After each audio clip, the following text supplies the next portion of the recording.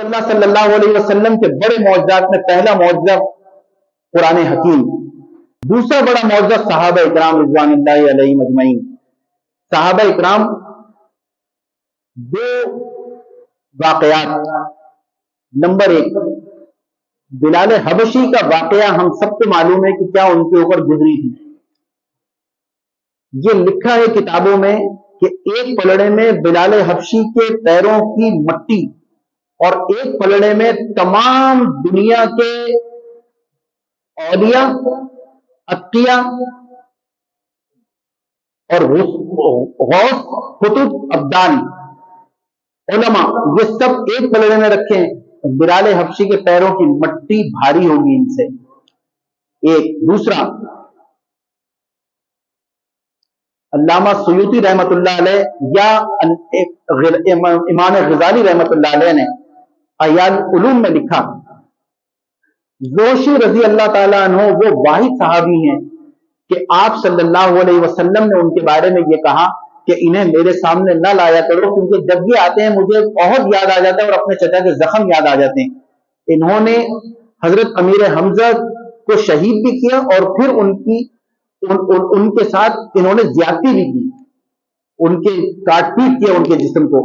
آپ صلی اللہ علیہ وسلم کو بہت دکھ اور تکلیف ہوا، تو ان کو قریب نہ لایا کرو۔ یعنی آپ صلی اللہ علیہ وسلم اپنی جو نبوت کا نور ہے وہ بھی برسانا چاہتے ہیں، جب وہ قریب آتے تو ظاہر ہے کہ وہ نہیں برستا، پھر انہیں وہ غم یاد آتا۔ غوثی رضی اللہ تعالیٰ عنہ واحد صحابی ہیں۔ غوثی رضی اللہ تعالیٰ عنہ کا گھوڑے کے پیروں سے نکلی ہوئی مٹی کی دھول، پہلے غوثی کا مقام ابھی میں نے آپ کو بتایا، نمبر 2 ان کا گھوڑا، نمبر 3 اس گھوڑے کے پیر، نمبر 4 اس کی مٹی، نمبر 5 اس مٹی کی دھول۔ وہ دھول گھوڑے کی ناک میں جا رہی ہے، غوثی رضی اللہ تعالیٰ عنہ کے منہ یا ناک میں نہیں جا رہی، گھوڑے کی ناک میں جا رہی ہے۔ یہ لکھا ہے کہ اس گھوڑے کی ناک میں جو دھول جا رہی ہے وہ تمام تر اولیاء اللہ، بزرگان دین، اتقیاء، قطب، غوث، ابدال سے بھاری ہے وہ دھول۔ میرے دوستو، یہ صحابہ کیوں پہنچے صحابہ اس مقام پر؟ تبوک کا موقع ہے، آپ صلی اللہ علیہ وسلم نے فرمایا جو جس کے پاس ہے وہ لے کے آئے، جس نے جو مال دیا ہم نے سب سنا ہوا ہے، ابو بکر رضی اللہ تعالیٰ عنہ، حضرت عمر فاروق رضی اللہ تعالیٰ عنہ، حضرت عمر عثمان غنی رضی اللہ تعالیٰ عنہ وغیرہ وغیرہ، یہ سب ہمیں معلوم ہے۔ ایک عورت آئی، اس کی گود میں 6 مہینے کا بچہ تھا، آپ صلی اللہ علیہ وسلم کے پاس آئی اور اس عورت نے وہ بچہ دیا کہ یا رسول اللہ یہ جہاد میں اپنے ساتھ لے جائیں۔ آپ صلی اللہ علیہ وسلم نے فرمایا میں اس بچے کا کیا کروں گا، یہ تو تلوار بھی نہیں اٹھا سکے گا۔ کہا کہ یا رسول اللہ صلی اللہ علیہ وسلم فدا کا امی و ابی، میرے ماں باپ آپ پر قربان، یہ بچہ کسی کام تو نہیں آ سکتا آپ کے، لیکن اتنا ضرور ہے کہ اسے ڈھال بنا لیجیے گا، جب تیر آئے تو اس کو آگے کر دیجیے گا۔ میں نہیں چاہتی کہ تیر آپ کے اوپر لگے، میرے بچے پر تیر لگے، یہ بچہ لے جائیے۔ اس لیے حضرت عثمان غنی رضی اللہ تعالیٰ عنہ نے دعوت کی آپ صلی اللہ علیہ وسلم کی، لینے آئے، جب گھر جا رہے تھے تو مسلسل نظر حضرت عثمان غنی رضی اللہ تعالیٰ عنہ کے آپ کے قدم مبارک پر تھی۔ کسی نے گھر پہنچ کے پوچھا کہ میں دیکھ رہا تھا سارے راستے آپ عثمان غنی کے پیروں کو دیکھتے ہوئے جا رہے تھے، تو آپ صلی اللہ علیہ تو حضرت عثمان غنی رضی اللہ تعالیٰ عنہ نے عرض کیا کہ میں قدم گن رہا تھا اور میں نے یہ تہیہ کیا ہوا تھا کہ جس دن رسول اللہ میرے گھر دعوت میں آئیں گے صلی اللہ علیہ وسلم، جتنے قدم یہ اٹھائیں گے اتنے قدم اس کے برابر میں غلام آزاد کروں گا۔ یہ میرے دوستو صحابہ کے مقام تک ہم تو بڑے آرام سے یہ کہہ دیتے کون حق پہ تھا کون حق پہ نہیں تھا۔ خاموش ہو جانا چاہیے ایسے موقع پہ، اس لیے کہ میرے انڈورس کرنے سے، آپ کے کہنے سے ان کا جو مقام ہے وہ مقام ہے رضی اللہ عنہم ورضوان۔ انبیاء کے بعد اگر کسی کو سب سے بڑا ٹائٹل ملا ہے تو وہ صحابہ اکرام ہیں رضوان اللہ علیہم اجمعین۔ صحابہ دوسرا بڑا معجزہ، तीसरा मौजज़ा मेराज का वाकया, किस तरीके से आप सल्लल्लाहु अलैहि वसल्लम जिस्म के साथ गए हैं वहां पर।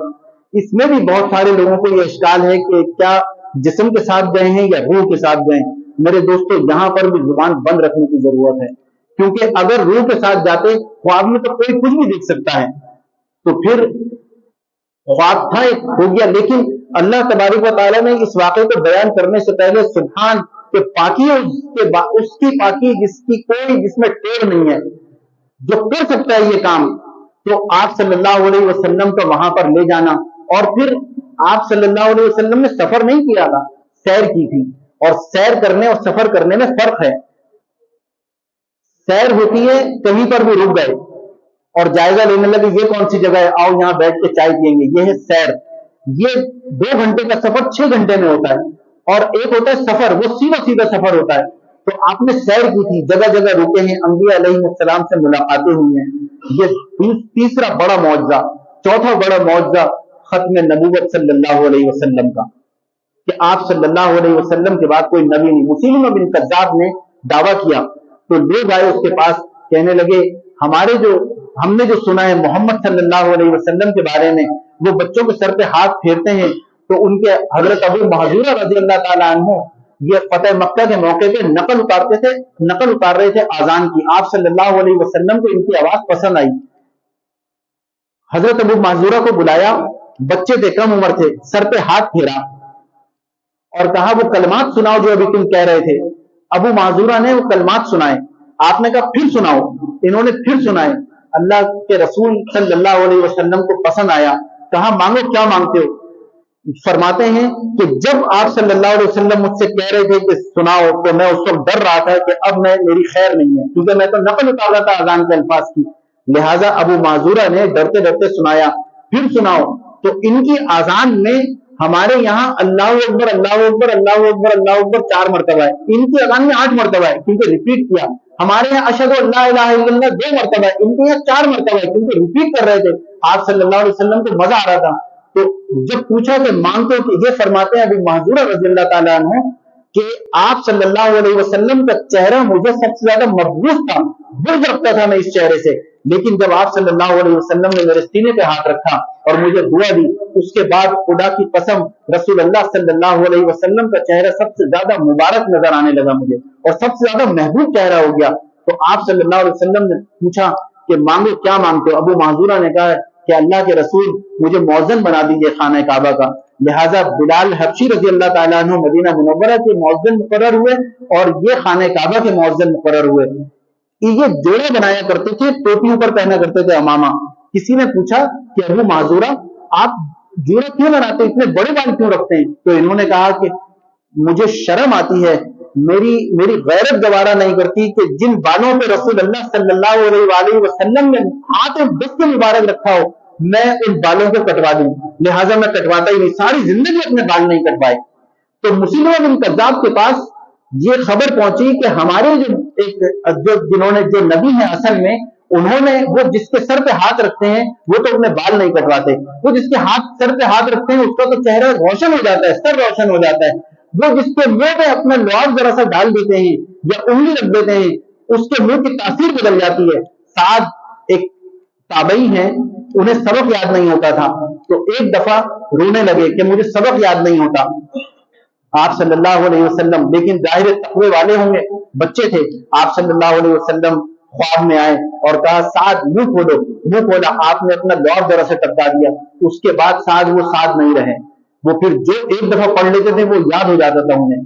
तो जब औरतों ने आके ये कहा तो मुसैलिमा बिन कज़्ज़ाब ने कहा झूठे नबी ने कि लेके आओ मेरे पास बच्चों को, मैं भी सर पे हाथ फेरूंगा और मैं भी अपना जवाब डालूंगा।